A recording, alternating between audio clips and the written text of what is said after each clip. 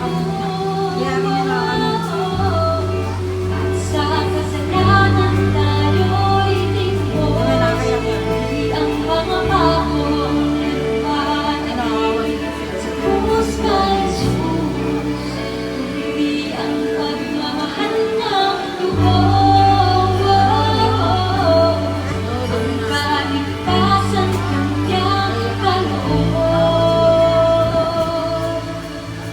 At sa harapan ng mundo, kaligtasan natin na dugo, pero ng Diyos ay ihahandog sa Kalbaryo. Di ang mga pako nagpapatid sa krus kay Jesus, kundi ang pagmamahal niyang lubos.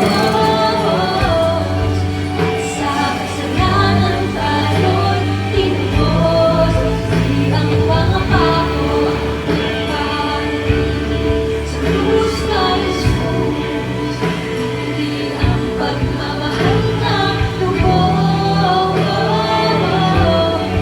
Ang kaligtasan kanyang kaloob.